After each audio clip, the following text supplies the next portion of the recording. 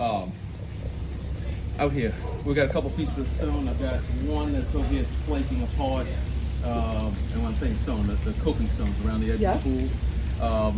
The corners of the fountain wall, the last stone on top is loose on both ends. Okay.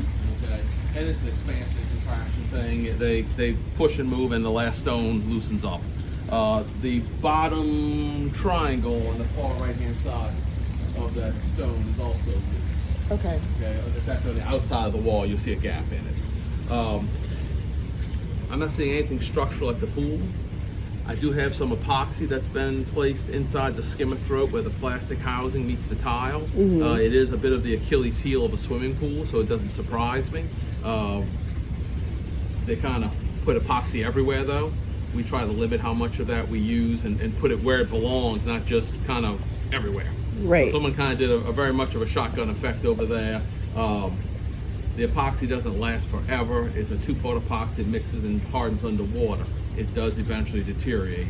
And what they probably found was a joint in the grout between the tile and the plastic. That's what they were filling. So they were probably having some water loss, probably didn't quite know where. Took a shotgun approach, and so I'll epoxy that. And it's something that might need to be addressed as you move on. Like I said, the epoxy eventually deteriorates.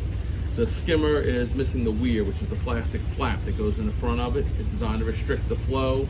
Therefore, it increases the velocity of the water going in. So you shouldn't see things sitting in front of the skimmer just idle.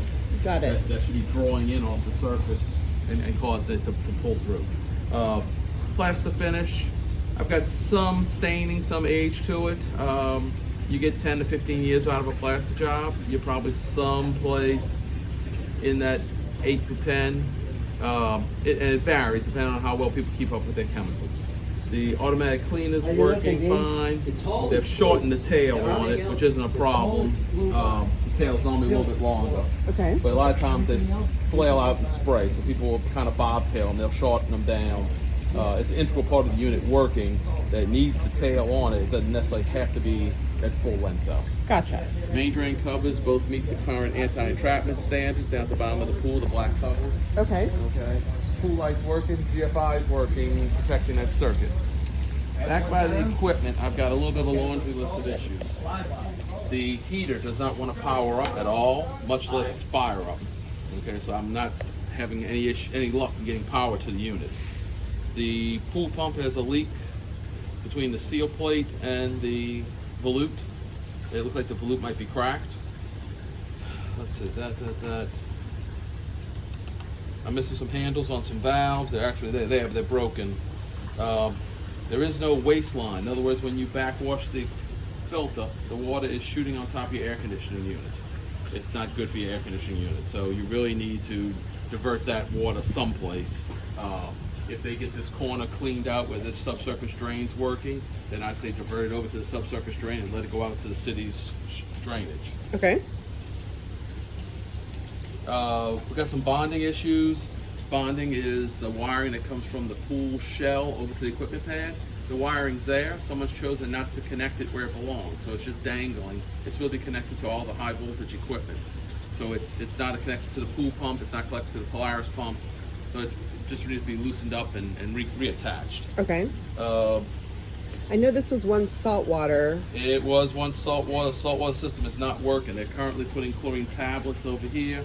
The saltwater system is from 2006.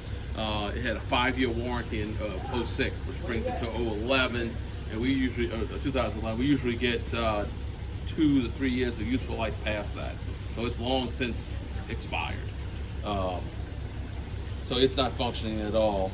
And that's gonna probably be it. Okay, and then any chance you can give us what it would cost to fix for the fixes? I'm gonna give you everything line by line and price that. Wonderful. Okay. It's in my report. I have to type up though. Okay, great. Okay. So, like I said, we're issues back here, more age related than anything. Okay. Yeah. I mean, none of it's meant to last forever. Right. So it just depends on where you stand when you where it is when you buy it. You know.